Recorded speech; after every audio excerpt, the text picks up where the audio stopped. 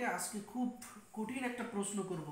যদি তুমি প্রশ্নগুলোর উত্তর দিতে পারো তাহলে আমি তোমার প্রতি খুব খুশি হব। তুমি রেডি তো? অবশ্যই। আমি প্রস্তুত। তুমি যে কোনো প্রশ্ন করো, আমি সাধ্যমতো উত্তর দেওয়ার চেষ্টা করব। আচ্ছা, পবিত্র কোরআনে একটা আয়াত আছে, সে আয়াতের একটু তথ্য আমি তোমাকে দিই। সেটা হচ্ছে, আমি তোমাদেরকে পরীক্ষা করব বিভিন্ন ক্ষতি করার মাধ্যমে, বিভিন্ন ফসলাদির ক্ষতির মাধ্যমে, বা তোমার সম্পদের ক্ষতির মাধ্যমে। এই ধরনের একটা আয়াত আছে পবিত্র কোরআনে। সেটা সম্পর্কে তোমাকে ডিটেলস বলতে হবে, এবং এটা কোরআনের কোন সূরার কোন আয়াত সেটা তোমাকে বলতে হবে। তুমি যে আয়াতের বিষয়ে জানতে চাচ্ছ, সেটি পবিত্র কোরআনের সূরা আল বাকারার ৫৫৩ নম্বর আয়াত।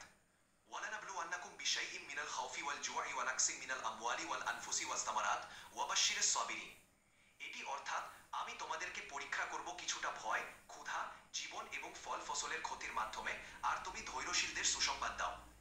এই আয়াতে আল্লাহ তাআলা মানুষকে বিভিন্ন পরীক্ষার মুখোমুখি করার কথা বলেছেন, যাতে তারা ধৈর্য ও বিশ্বাস ধরে রাখে।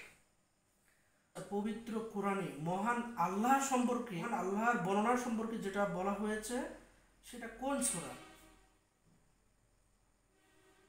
মহান আল্লাহর গুণাবলী এবং সত্তার সবচেয়ে সুন্দর ও সংক্ষিপ্ত বর্ণনা পবিত্র কোরআনে সূরা আল ইখলাসে রয়েছে।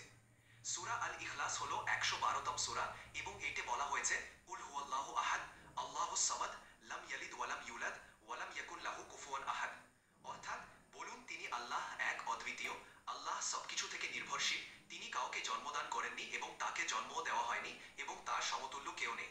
এই সূরাটি আল্লাহর একদত্ত অনন্য সত্তার ঘোষণা দেয়। তোমাকে অসংখ্য ধন্যবাদ। তুমি আজকে আমাকে খুব স্যাটিসফাই করেছো, সব কয়টা উত্তর সঠিকভাবে দিয়েছো। তোমাকে অসংখ্য ধন্যবাদ।